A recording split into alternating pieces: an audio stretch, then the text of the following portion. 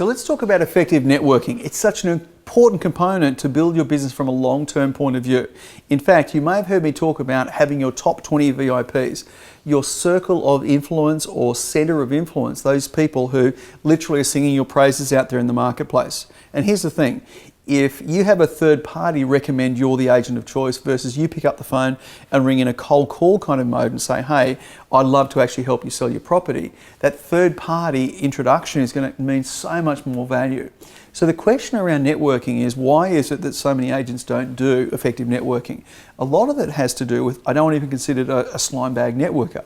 Well, the reality of the situation is, real estate features in the top 5 discussion points at dinner parties. So you just need to have a brief conversation around property and someone's going to ask you, how is the market? And then you have the opportunity of tipping in a little bit more about, well, that depends on which part of the market you're interested in. Are you looking to buy, sell or rent property? Because it really depends on that as to the way I would answer the question, which is fantastic. So around networking then, the question is, who are the right people to have in your top 20 VIPs? These are people that are on your team, and by the way, you are on their team. The law of reciprocity exists well and truly with networking, and that is, you've got to give before you have any expectations of gain. In fact, ideally you give without an expectation of gain, and it sets up this reciprocity. What I've seen happen with agents over and over again is you'll give in this particular direction and you'll have something come back this way. The question is, if you didn't give it this way, would you have got it coming back this way? I'm not sure if that would have occurred, but I certainly know it's what you put out there is what you're going to get back. So around this then, we want to have a look at who knows your particular clients or who is networking with your clients before, and potentially knows about them selling before they're likely to introduce or have a discussion with an agent. So this would be solicitors, accountants, financial planners, maybe a finance broker. All of these people really should be in your network and on your particular team. Now, the way to do this is not to ring up and say, hey, I'd like to set up a referral business where you refer me a lot of your clients. You ring them up and say, hey, look, from time to time, I've got people who are looking for a solicitor, looking for an accountant, looking for a financial advisor, or looking for a finance broker. I'd like to meet with you just to see whether there's an opportunity for me to refer some clients through to you. Great.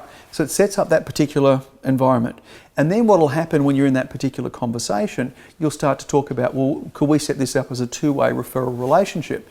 So it's probably not a money changing hands situation. It's literally a referring business backwards and forwards. Simple to do, but very, very effective. Now, what you want to do with your COI network is make sure you're adding value. So for a solicitor, how do you add value? Let them know what's happening in the marketplace. Solicitors, almost more than any other profession, want to sound intelligent to their clients. So if you can keep them updated with what's happening in the property market, you'll be at the top of the pops in terms of their mind share, and therefore you'll be getting more referrals from them. And of course then, you need to be focused on giving people referrals to be able to get them back. This is a very simple process. Now, there's a few different ways of setting up your network. I've just talked about one, identifying 20 VIPs as part of your circle of influence. And that might happen over the next 1-2 years that you identify them. Although if you've been in the business for a while, you probably just need to go back to your database and identify the particular people in there that you want to elevate to that particular top 20 VIPs. The other way of doing it is getting involved in clubs. Now, my only tip on this one, make sure you get involved in clubs that you actually enjoy doing. If you're not interested in tennis, don't join a tennis club. If you're not interested in golf, don't join a golfing club. Do something that you're passionate about, that you've got a level of interest in. Fantastic to do. It might involve some kind of sponsorship that you start to bring on board that allows you to become more integrated into that. But with a sponsorship, avoid giving money, give time, give energy and effort. And by the way, with a club, you could easily have a situation that rather than giving them a limited amount of cash for every club member that is referred to you, you would easily be able to give a donation back to the club. Therefore, it's linked to performance, which would be absolutely fantastic. And the other thing is a business group, actually setting up a business group. Now, you need one other business person in your particular area to start a business group. And based on that particular process, you want to make sure the purpose of the group is to help each other grow their business. So, you know, what we talked about before, the accountant, the solicitor, maybe there's the sales manager at a car dealership or something along those lines.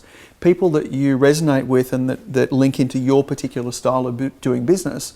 Some tradespeople, a pool cleaner, a garden maintenance kind of person, maybe someone involved in telecommunications in the area. All those people could be really effective as part of your particular business group. You'd meet once a month, ideally for breakfast, and the purpose of the group is to help each other grow their business.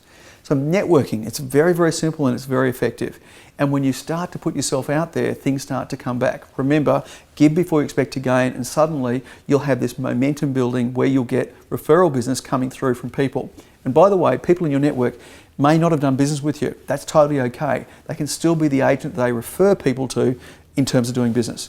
Enjoy putting this strategy in place and have a conversation as a team. How are we going on this? Is this an opportunity for us to upgrade to further enhance our generating activity well and truly? Thanks for tuning in.